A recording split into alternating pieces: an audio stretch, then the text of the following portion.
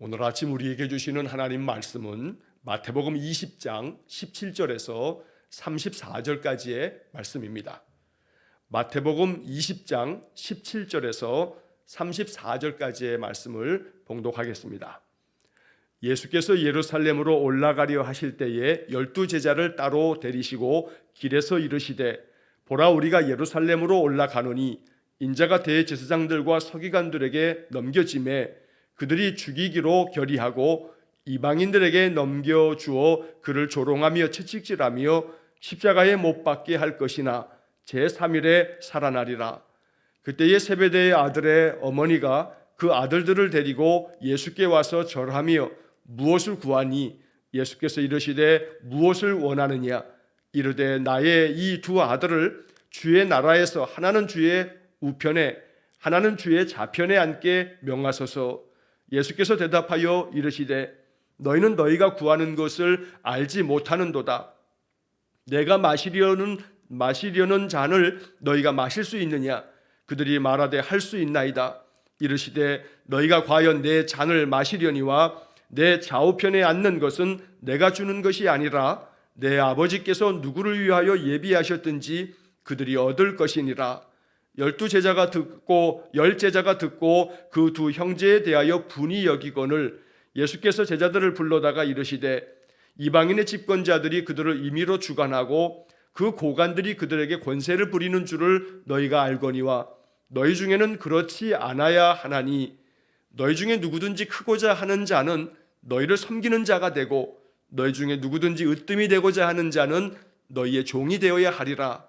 인자가 온 것은 섬김을 받으려 함이 아니라 도리어 섬기려 하고 자기 목숨을 많은 사람의 대속물로 주려 함이니라.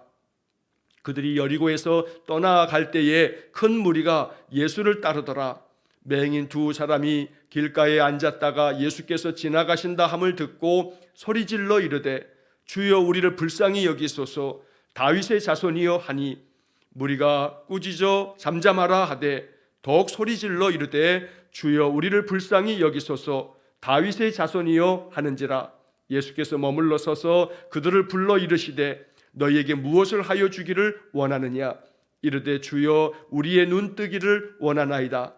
예수께서 불쌍히 여기사 그들의 눈을 만지시니 곧 보게 되어 그들이 예수를 따르니라.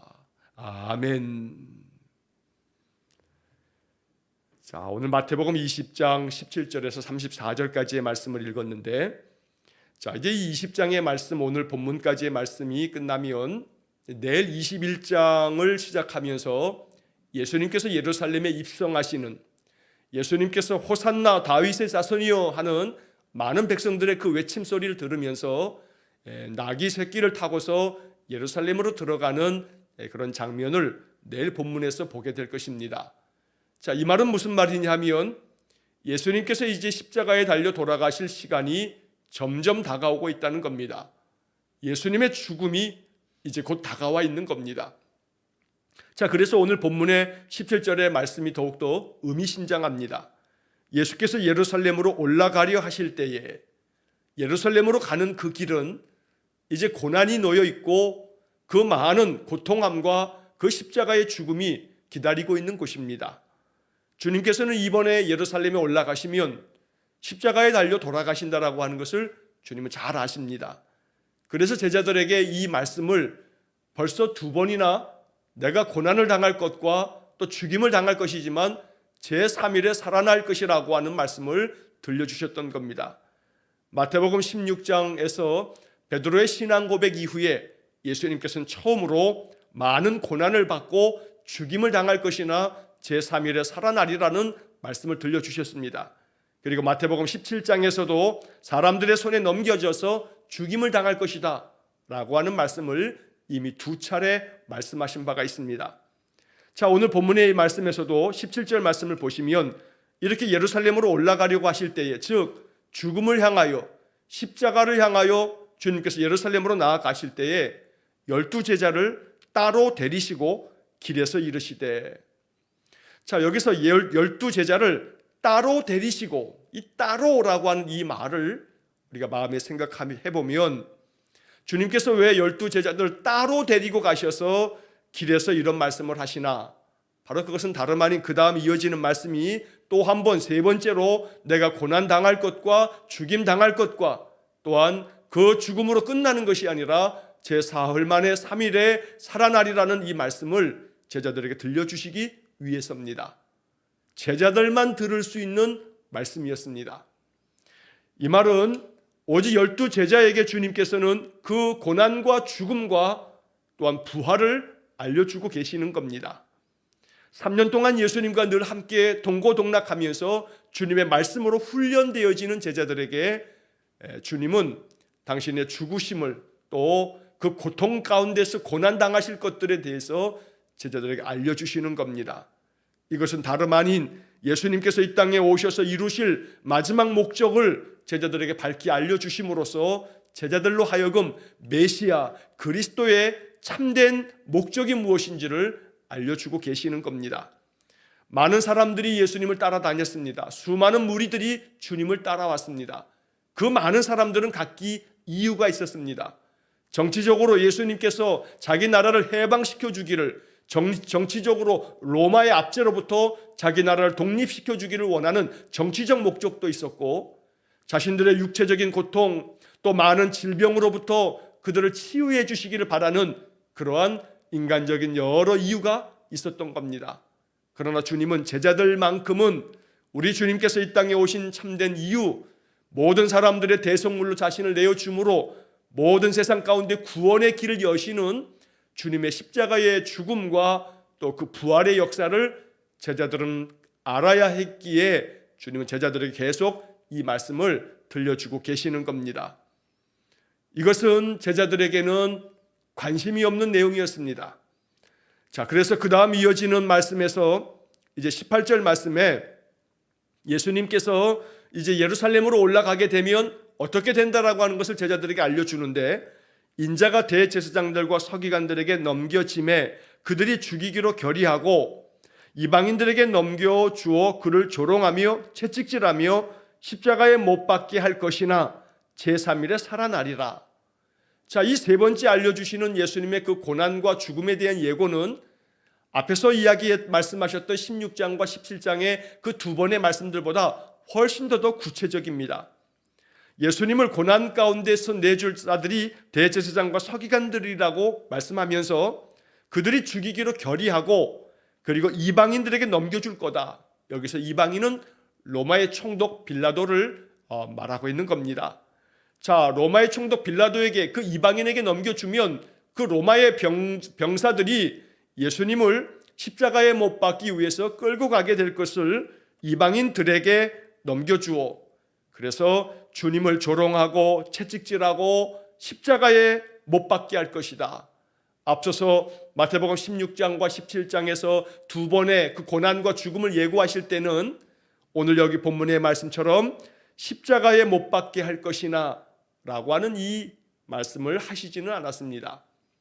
여기 본문의 말씀에서 예수님은 채찍질을 당할 것이고 십자가에 못 박게 할 것이다 라고 하는 그런 죽음의 그 방법이 십자가 형틀이라고 하는 것을 말씀해 주셨던 겁니다. 하지만 역시 이번에도 제3일에 살아나리라 하시는 부활의 말씀을 들려주십니다. 가장 중요한 초점은 십자가에 못 박게 할 것이나 제3일에 살아나리라, 제3일에 살아나리라 부활의 말씀을 들려주고 계시는 겁니다.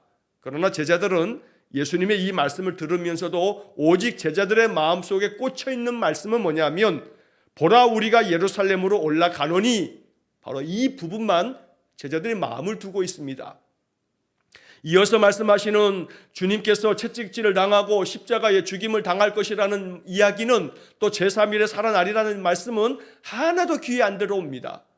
오직 자기들이 듣고 싶은 말만 듣는 겁니다.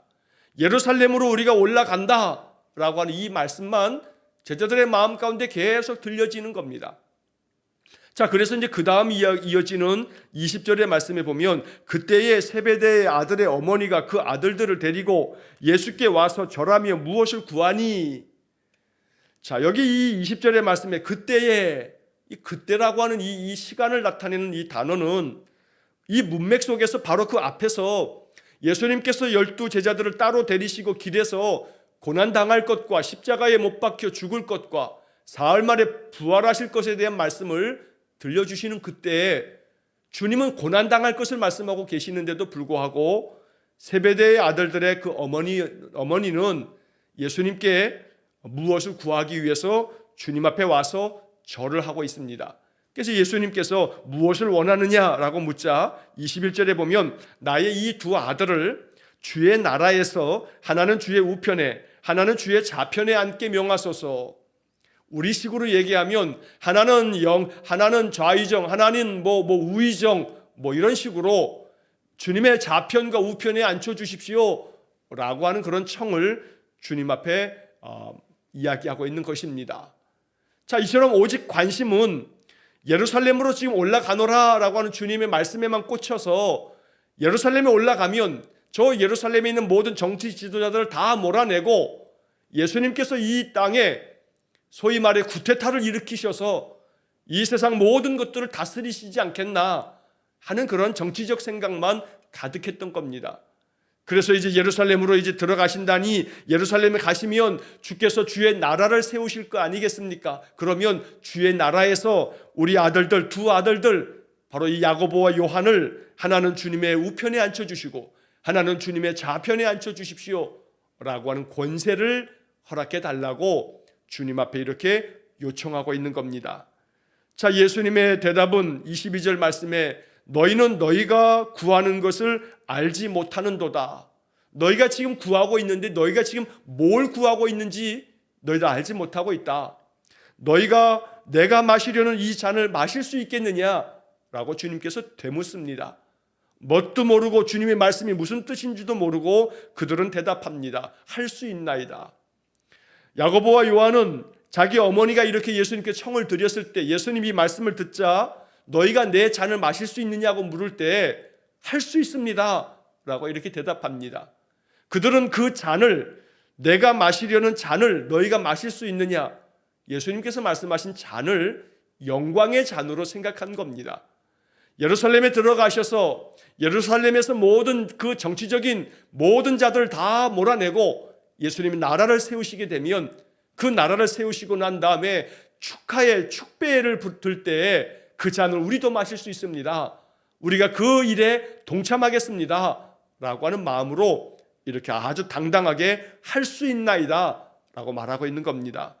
그러나 예수님께서는 그 다음 23절의 말씀에서 너희가 과연 내 잔을 마시려니와 너희가 내 잔을 아마 마실 거다 라고 주님께서 말씀도 해주십니다. 여기에는 속뜻이 담겨져 있습니다. 자, 앞서 예수님께서 내가 마시려는 잔을 너희가 마실 수 있느냐라고 말씀하실 때 그 잔은 제자들이 생각했던 것처럼 승리의 축배가 아니고 고난의 잔입니다. 십자가를 져야 하는 그 고통의 고난의 잔을 예수님 말씀하고 계신 겁니다. 그래서 마태복음 26장에 보게 되면 마태복음 26장 39절에서 예수님께서 겟세마네 동산에서 기도하실 때 그 기도하신 내용을 마태복음 26장 39절은 이렇게 적고 있습니다. 내 아버지여, 만일 할만하시거든 이 잔을 내게서 지나가게 하옵소서. 그러나 나의 원대로 마시옵고 아버지의 원대로 하옵소서. 예수님께서는 겟세마네 동산에서 이 잔을 내게서 지나가게 하옵소서라고 이렇게 기도하셨던 겁니다. 그만큼 인간적으로는 예수님조차도 이 잔, 이 고난의 잔이, 이 죽음의 잔이 너무나 고통스러운 것을 알기에 이 잔이 나에게서 지나가기를 구하실 만큼 이 잔은 너무나 고통스러운 잔이었는데 너희가 이 잔을 마실 수 있겠느냐라고 물었을 때 제자들은 할 수 있습니다 라고 이렇게 야고보와 요한이 대답했던 것입니다. 자, 그때 예수님께서 하신 말씀 너희가 과연 내 잔을 마시려니와 이 말씀은 결국 내 이 고난의 잔을 너희가 할 수 있다 마실 수 있다 했으니 그래 너희들이 그 고난의 잔을 마시게 될 거다. 사실 이 말씀은 예수님의 예언의 말씀이기도 합니다. 예수님의 이 예언의 말씀처럼 바로 이 야고보와 요한 중에 야고보는 바로 초대교회의 첫 번째 순교자가 됩니다. 사도행전의 말씀에서 이 야고보가 첫 번째 순교자로 성경에 기록되어집니다. 예수님의 고난의 잔을 그가 받게 되었던 겁니다. 또한 요한도, 주님께서 사랑하셨던 그 요한도 나이 많은 연세까지 살았지만 그러나 로마의 그 박해와 핍박 속에서 그 반모섬에 끌려가서 그가 고통을 당하면서 그렇게 많은 세월을 보내면서도 믿음을 지키며 성도들의 신앙을 세우는 일에 평생 헌신하다가 순교를 당하는 그런 마지막 인생을 보내게 된 겁니다. 너희가 과연 내 잔을 마시려니와, 주님은 그들이 할 수 있다 하신 그 말씀이 그들 생각에는 정치적인 그러한 일을 도모할 때 우리가 함께 도모하겠습니다, 그런 마음으로 그 잔을 받겠다고, 그래서 그 잔이 축배가 될 것이라고 생각했지만 주님은 너희들도 역시 고난의 길, 그 순교의 길을 가게 될 것이라는 말씀을 이렇게 예언으로 말씀하여 주셨던 겁니다. 그러나 한편 이 말씀과 함께 너희들이 내 좌우편에 앉는 것은 내가 주는 것이 아니고 바로 내 아버지께서 누구를 위하여 예비하셨든지 아버지께서 주시는 것이라, 이렇게 대답하십니다. 자, 이러한 말씀들이 오가는 것을 제자들이 듣습니다. 나머지 10제자가 듣고서 마음 가운데 아주 분노합니다. 자, 그 다음 이어지는 24절에 이 말씀이 적혀져 있습니다. 10제자가 듣고 그 두 형제에 대하여 분이 여기거늘. 왜냐하면 그도 그럴 것이 자기들도 그런 목적을 가지고 있거든요. 자기들도 주님의 나라에서 우편에 앉고 좌편에 앉고 가장 예수님 가까운 거리에서 권세를 누리고 싶은 마음이 그들에게도 있었던 겁니다. 그러던 차에 어머니까지 대동해서 주님의 우편에, 주님의 좌편에 앉혀달라고 이렇게 주님 앞에 청탁 아닌 청탁을 하고 있는 것을 볼 때 나머지 10제자가 심히 그 마음 가운데 분이 여기는 마음을 갖게 됩니다. 자, 이런 마음의 연장선상에서 누가복음에 기록되어져 있는 말씀입니다만, 예수님의 최후의 만찬 자리에서도 예수님께서 떡을 떼어주시고 잔을 나눠주시면서 마지막 최후의 만찬 자리에 성만찬을 하시고 난 다음에도 그들은 누가 크냐, 서로 누가 크냐라고 하는 것에 다툼을 벌이면서 싸움을 벌였다고 누가복음에 기록되어져 있는 것입니다. 전혀 예수님께서 걸어가시는 그 길을 이해하지 못하고 있는 제자들의 모습을 성경은 기록하고 있습니다.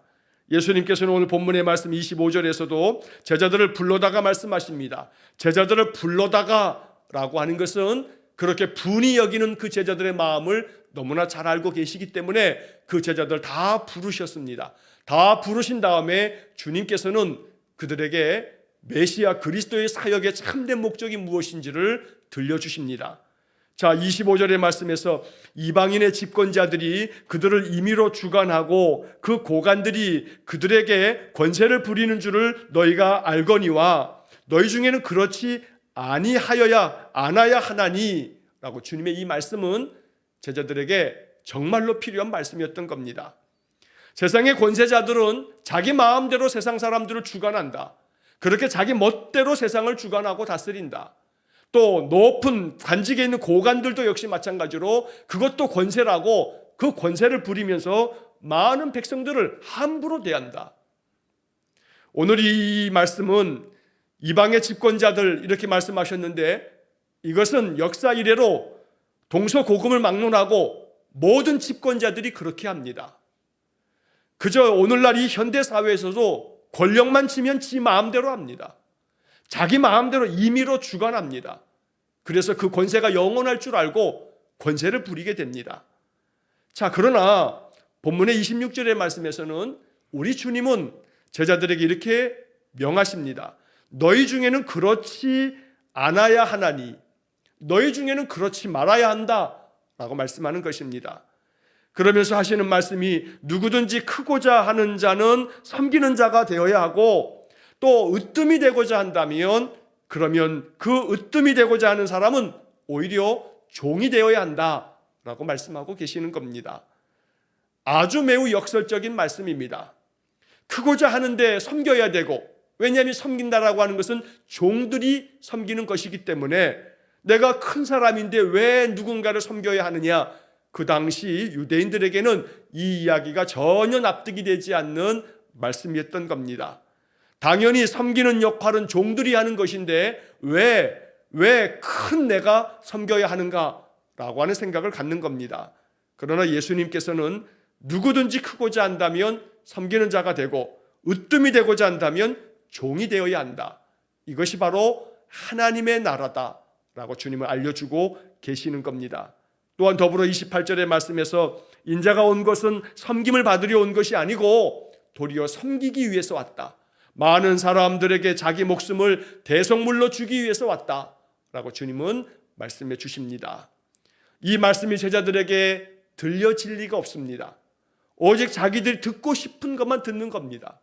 예루살렘에 우리가 지금 올라간다라고 하는 말씀만 듣고 다른 건 전혀 귀에 들어오지 않습니다. 그러니까 최후의 만찬 자리에서도 누가 크냐고 싸우는 거 아니겠습니까?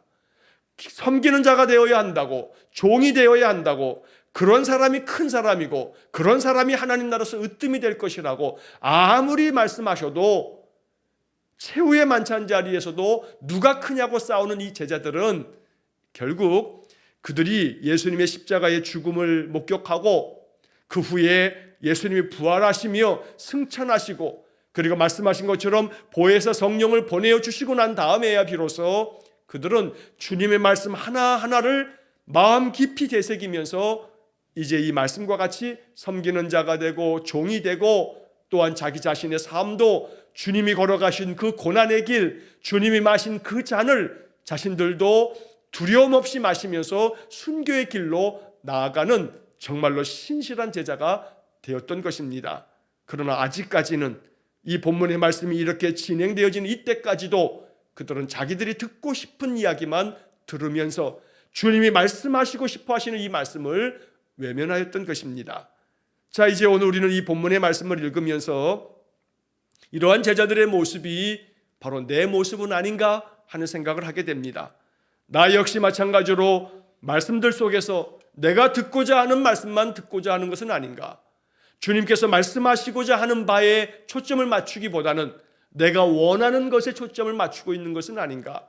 오늘 성경의 이야기를 통해서 이것을 다시 한번 생각해 봐야겠습니다. 주님께서 나에게 말씀하시려는 것, 주님께서 나에게 바라고 원하시는 것, 말씀을 통해서 내게 주는 영적 교훈들을 마음 깊이 묵상하면서 이 말씀 앞에서 나는 어찌해야 하는가 주님께 묻고 성령께서 내 마음에 주시는 영적인 깨달음을 통해서 말씀대로 순종하며 사는 그런 은혜의 삶이 되기를 간절히 축원합니다. 26절의 말씀을 다시 한번 되새길 수 있어야겠습니다. 너희 중에는 그렇지 않아야 하나니, 너희 중에는 그렇지 않아야 하나니. 그러니까 이 말씀을 마음속에 생각하면서 우리가 세상 사람들과는 달리 살아야 하는 것들을 생각해 봐야겠습니다.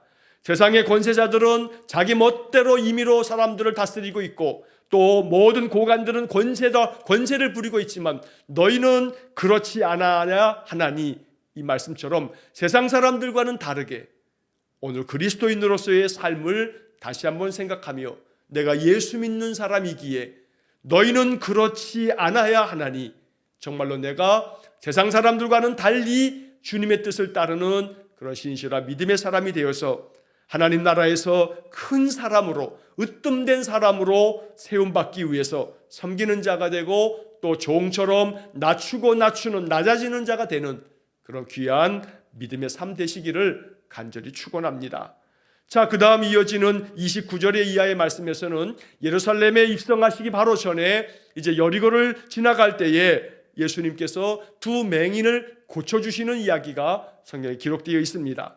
자, 여리고에서 떠나갈 때에, 여리고는 예루살렘에서 멀지 않은 그 북동쪽에 있는 그런 도시인데 바로 그 여리고에서 예수님께서 삭개오를 만나기도 하고 이 여리고를 떠나가실 때 두 맹인을 만나게 되어 그들의 그 눈을 고쳐주시는 장면이 오늘 본문 29절에서 34절까지 또 기록이 되어집니다. 자, 맹인 두 사람이 길에 앉아 있다가 예수님이 지나가신다라고 하는 이야기를 듣습니다. 그들에게는 정말로 은혜가 아닐 수 없습니다. 그 은혜의 시간을 그들이 놓치지 않습니다. 예수님 지나가신다는 말씀을 그냥 듣고 지나가든지 말든지가 아닙니다. 예수님의 소문을 다 듣고 있었던 그들이기에 주여 우리를 불쌍히 여기소서 하고 소리칩니다. 그렇게 다윗의 자손이여 우리를 불쌍히 여겨달라고 소리치자 많은 사람들이 꾸짖습니다. 떠들지 말라고, 잠잠하라고. 왜냐하면 그 당시에 맹인을 비롯해서 장애를 가지고 있는 사람들은 하나님께로부터 벌을 받은 것이라고 사람들은 생각했던 겁니다. 질병이라고 하는 것조차도 세상 그 당시 사람들은 하나님께로부터 벌을 받은 것이라는 생각을 많이 가지고 있었던 겁니다. 그래서 잠잠하라라고 하는 것은 하나님으로부터 너희들은 벌을 받아서 이렇게 맹인이 된 것인데 왜 이렇게 떠들고 있느냐고 그들을 꾸짖고 있습니다. 그러나 또다시 그들이 소리를 더욱더 큰 소리로 지르면서 우리를 불쌍히 여겨달라고 외칠 때에 오늘 본문 32절의 말씀이 우리에게 정말로 복음이 됩니다. 예수께서 머물러 서서 그들을 불러 이르시되 너희에게 무엇을 하여 주기를 원하느냐. 오늘 이 32절의 말씀을 마음에 깊이 되새기면서 바로 이러한 주님을 만날 수 있기를 축복합니다. 예수께서 머물러 서서 세번역 성경으로 보았더니 걸음을 멈추시고 예수님께서 가던 그 길에 걸음을 멈추시고 그들을 부르셔서 그들에게 말씀하십니다. 너희에게 무엇을 하여 주기를 원하느냐. 오늘 이 말씀이 우리의 마음 가운데 들려지는 주님의 음성 되기를 간절히 축원합니다. 너에게 무엇을 하여 주기를 원하느냐. 주님의 음성을 들을 때에 우리가 눈을 뜨기를 원합니다 라고 이렇게 대답하자 주님께서 그들을 가엾게 여기셔서 그들에게 다가오셔서 눈을 만져주시고 주님께서 그 눈을 만져주실 때에 그들의 눈이 열려 보게 됩니다. 그리고 그들이 예수를 따르니라 라고 하는 말씀이 마지막에 기록되어집니다. 분명히 이 맹인 두 사람은 예수님의 십자가의 자리까지 아마 따라갔을 겁니다. 비록 가까이에서 따라갈 수 없는 형편이었다 하여도 예수님 십자가의 그 가는 길에 계속해서 따라갔던 사람들이 있습니다. 아마 이 맹인들은 자신들의 눈을 이렇게 고쳐주신 주님, 주님의 그 은혜를 얻은 자이기에 주님을 진심 어린 마음으로 따라갔을 것입니다. 멈추어 서서 그들에게 다가오셔서 그 눈을 만져주시면서 고쳐주신 주님, 오늘 이 주님의 은혜가 맹인에게뿐만 아니라 우리에게도 임하기를 간절히 원합니다. 여러 가지 육신의 연약함 때문에 주의 자비로운 손길을 기다리는 우리 성도들에게, 우리 가족들에게 하나님의 은혜가 임하기를 간절히 축원합니다. 너희에게 무엇을 하여 주기를 원하느냐. 이 말씀이 주님의 음성처럼 들려지기를 원하고 꿈에라도, 꿈을 꿀 때라도 주님의 이 음성이 들려질 때에 우리가 바라고 원하는 바를 주님 앞에 고하면 주님께서 우리를 불쌍히 여기사 우리에게 은혜 베풀어 주시기를 주의 이름으로 간절히 축원합니다. 오늘도 걸음을 멈추시고 우리를 불러주십니다. 우리의 삶의 모든 것들을 아시는 주님 앞에 우리의 삶의 간절한 소망을 주님 앞에 아뢰심으로 우리 하나님의 그 놀라운 은혜와 그 평강과 그 사랑의 응답이 우리의 삶에 임하기를 주의 이름으로 간절히 축원합니다. 기도하겠습니다. 사랑과 자비가 풍성하신 하나님, 주님께서는 제자들에게 계속하여 고난을 당하실 것과 죽임을 당하실 것과 제3일에 살아나리라 말씀하시지만 제자들의 관심은 온통 자기들이 필요한 것, 자기들이 원하는 것에만 초점이 맞추어져 있어서 주의 좌편에, 주의 우편에 앉혀달라는 소망만을 이야기할 뿐 그리스도 메시아 주님께서 걸어가시는 그 십자가의 길, 그 죽음의 길을 알지 못한 채 오직 높아지기만을 으뜸되고자만 마음 가운데 생각하고 있습니다. 혹 이것이 우리들의 모습은 아닌지 묵상합니다. 누구든지 크고자 하면 섬기는 자가 되어야 하고 누구든지 으뜸이 되고자 하면 종이 되어야 한다 말씀하신 이 말씀이 이 아침 우리의 마음 가운데 깊은 주의 음성 되게 해 주옵소서. 그리하여 오직 우리의 마음 중심이 예수님의 그 마음을 닮아서 주님께서 우리에게 바라시고 원하시는 바를 마음 깊이 생각하며 그 뜻을 따라가는 저희 모두가 되게 해 주옵소서. 여리고를 떠나실 때에 만났던 두 맹인처럼 주님 앞에 간절함으로 구할 때 주님 멈추어 쓰셔서 우리를 불러주시고 너희가 무엇을 원하느냐 물어주시고 우리의 마음의 소망을 긍휼히 여기사 우리에게 자비를 베풀어 주옵소서. 오늘도 이 한날의 삶 주님 앞에서 더욱더 겸손하게 성숙한 믿음의 삶을 살아가며 우리의 소망과 뜻이 주의 은혜 안에 응답받는 복된 하루가 되게 하여 주옵소서. 한날의 모든 삶을 주님께 의탁하오며 예수님 이름으로 기도하옵나이다. 아멘. 우리 구주 예수 그리스도의 은혜와 하나님 아버지의 극진하신 사랑과 성령의 교통하심이 날마다 주님 가신 그 길, 주님의 마음을 가지고 뒤따르며 주님의 신실한 제자 되기를 간절히 소원하며 기도하는 머리 숙인 귀한 성도들 위해와 저들 가정과 온 가족들 위해 우리 성도들의 인생의 삶 속에 영원토록 함께 하시길 축원하옵나이다. 아멘.